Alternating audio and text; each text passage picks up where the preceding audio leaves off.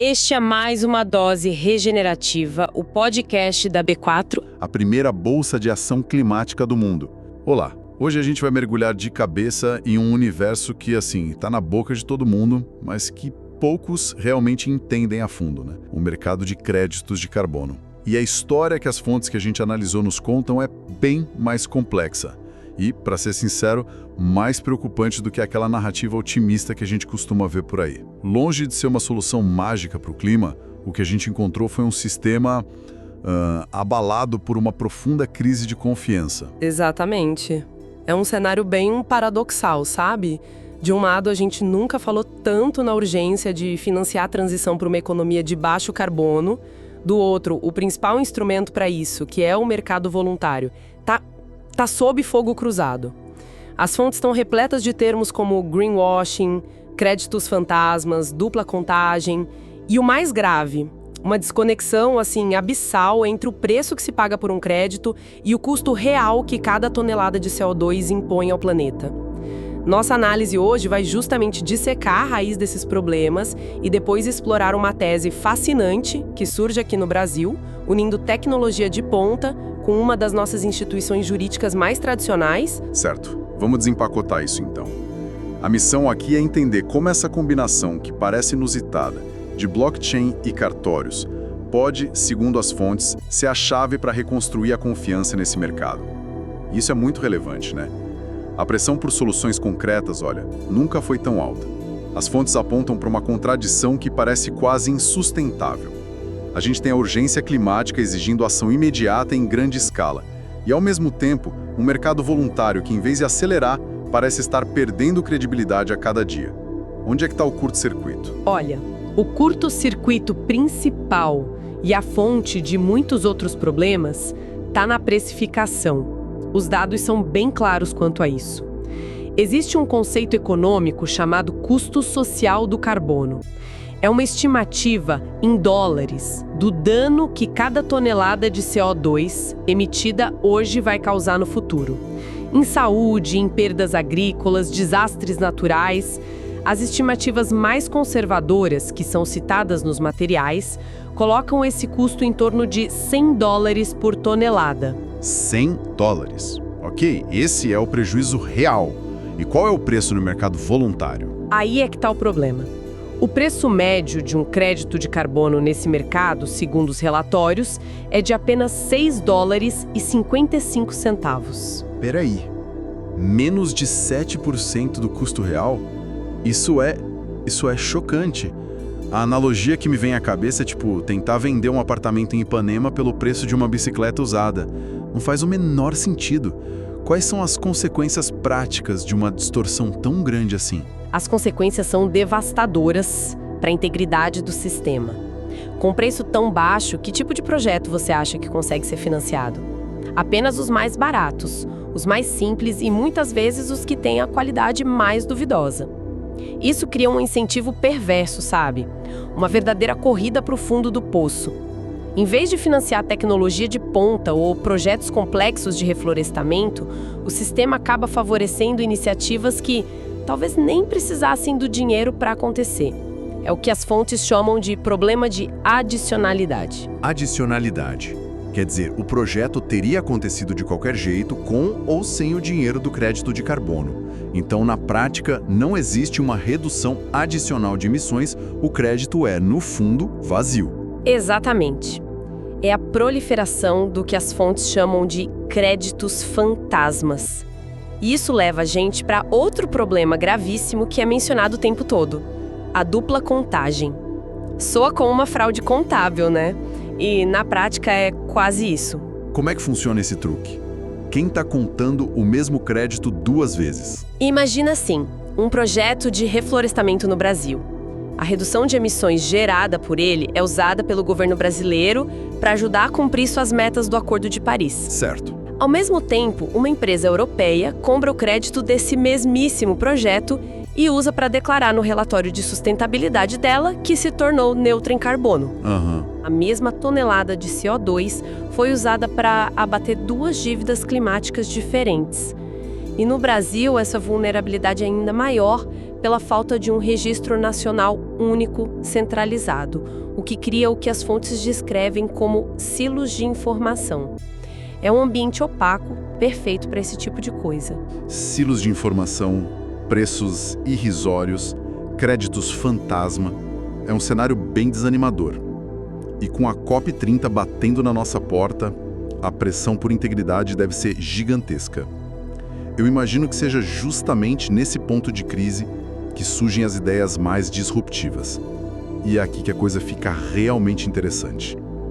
As fontes propõem uma tese inovadora para construir essa confiança perdida. O fascinante é que é a convergência de dois mundos que, à primeira vista, não poderiam ser mais distantes.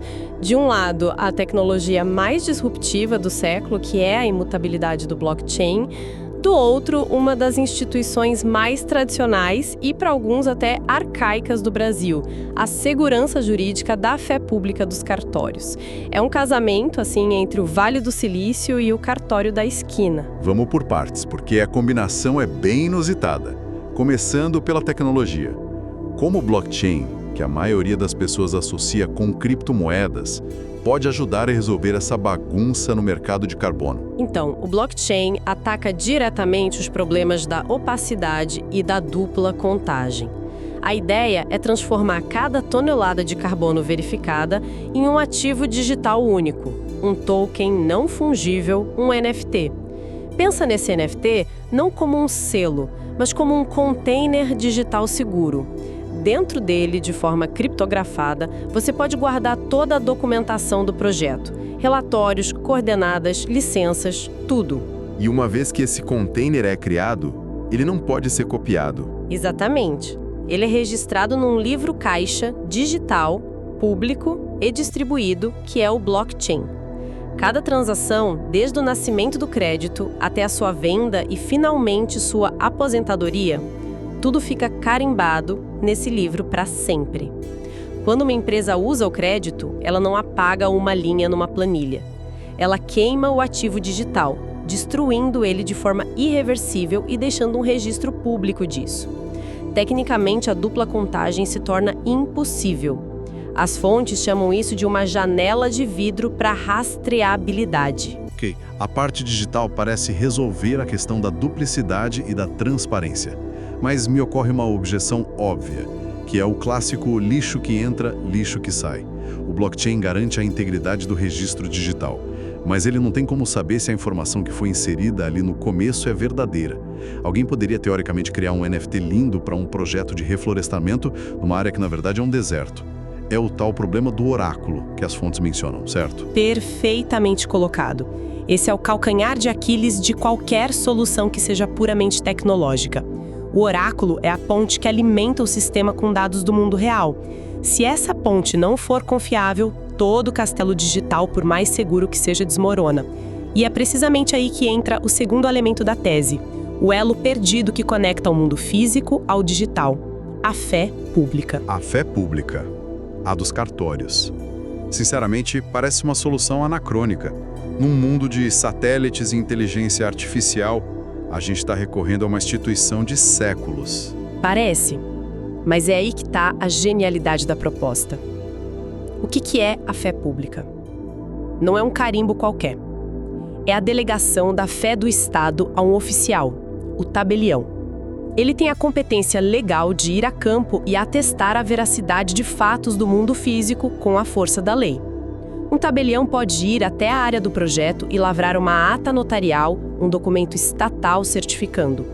Eu, oficial de fé pública, estive nas coordenadas X e Y no dia tal e constatei a existência de uma floresta com tais características, cuja matrícula do imóvel não apresenta sobreposições. Essa certidão, esse documento com peso de verdade jurídica, se torna o oráculo confiável que alimenta o blockchain. Entendi. Então a tecnologia garante que o registro não vai ser adulterado e a instituição jurídica garante que o registro original corresponde à realidade no chão. É uma âncora no mundo real para o ativo digital. As fontes citam a B4, a Bolsa de Ação Climática, como a pioneira na implementação prática dessa tese. E um dado que me deixou perplexo foi que a B4 teria rejeitado cerca de 99% dos projetos de carbono que foram submetidos para listagem. Esse número é um verdadeiro escândalo sobre o estado atual do mercado. É um número que choca e ele funciona como um diagnóstico brutal da baixa qualidade geral dos projetos que circulam por aí, sabe? Essa taxa de rejeição massiva evidencia a necessidade absoluta de um filtro de qualidade que vá muito além do que as certificadoras tradicionais costumam fazer. Para operacionalizar essa tese, a B4 teve que criar o seu próprio padrão de acreditação. Não basta o projeto ter um selo, ele precisa passar por uma diligência completa, que eles batizaram de KYP, Know Your Project, ou Conheça Seu Projeto. E o que envolve esse KYP na prática?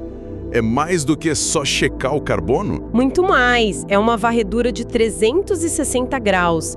Envolve a verificação jurídica de toda a cadeia de custódia da terra, para garantir que não há grilagem ou conflitos com comunidades indígenas. Envolve a análise técnica da metodologia, a checagem ambiental de todas as licenças.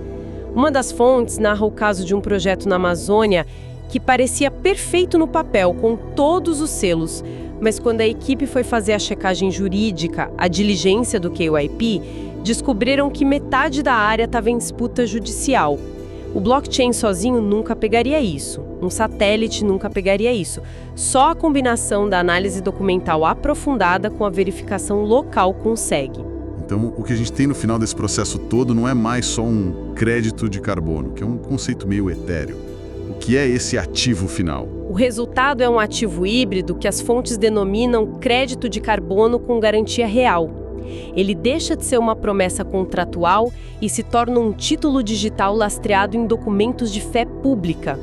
E para projetos florestais, a segurança pode ir a um nível ainda mais profundo. O compromisso ambiental do projeto pode ser averbado diretamente na matrícula do imóvel no cartório. Isso cria um ônus real, uma obrigação que acompanha a terra, não importa quem seja o dono. É uma blindagem jurídica poderosíssima contra fraudes futuras. Esse nível de segurança jurídica e transparência deve mudar completamente o perfil de quem investe. Eu imagino. A gente sai de um mercado de risco reputacional para algo que se assemelha mais a um ativo financeiro tradicional. Precisamente. Isso abre as portas para o que o mercado chama de finanças regenerativas, ou ReFi, em escala institucional. Bancos, fundos de pensão, grandes investidores que antes tinham um receio enorme de se envolver com créditos de carbono com medo de serem acusados de greenwashing, agora passam a ter em mãos um instrumento totalmente auditável, rastreável e com lastro jurídico estatal. É a ponte que pode destravar trilhões de dólares que hoje estão na prateleira esperando por segurança para investir na economia verde. Essa inovação ganha uma dimensão global.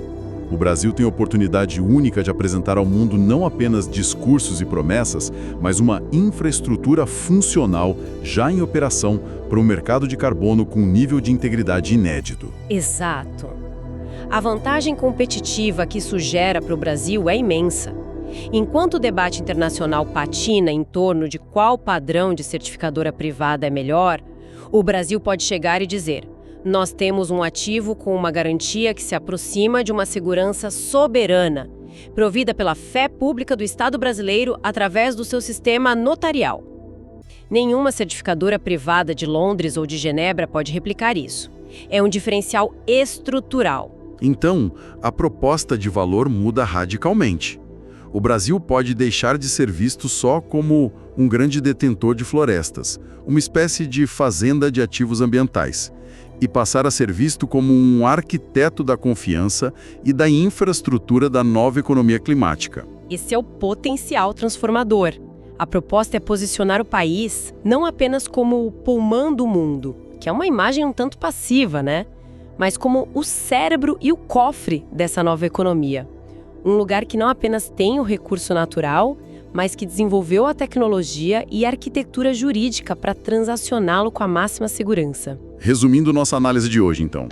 O mercado global de carbono vive uma grave crise de confiança, minado por preços baixos que incentivam projetos de má qualidade e por falhas estruturais que permitem fraudes como a dupla contagem. Uma solução robusta, desenvolvida aqui no Brasil, propõe uma fusão improvável: a transparência radical do blockchain com a segurança jurídica secular da fé pública notarial criando um ativo climático com garantia real, capaz de atrair o grande capital. E para deixar uma reflexão final, as fontes sugerem um próximo passo que é quase uma mudança de paradigma: capacitar os mais de 13 mil cartórios do Brasil para que se tornem verdadeiros hubs de verificação climática. E aí fica a pergunta para a gente pensar: o que muda fundamentalmente na nossa luta contra as mudanças climáticas quando a mesma instituição de bairro, onde a gente registra nossos nascimentos, casamentos e propriedades, passa a ser também uma linha de frente na validação da integridade climática global? 2026 é o ano da conformidade e você não pode ficar de fora. Esse foi mais um Dose Regenerativa, o seu programa da B4, a primeira bolsa de ação climática do mundo. Acompanhe a gente aqui no Spotify e não esqueça de abrir a sua conta na B4 em www.b4.capital.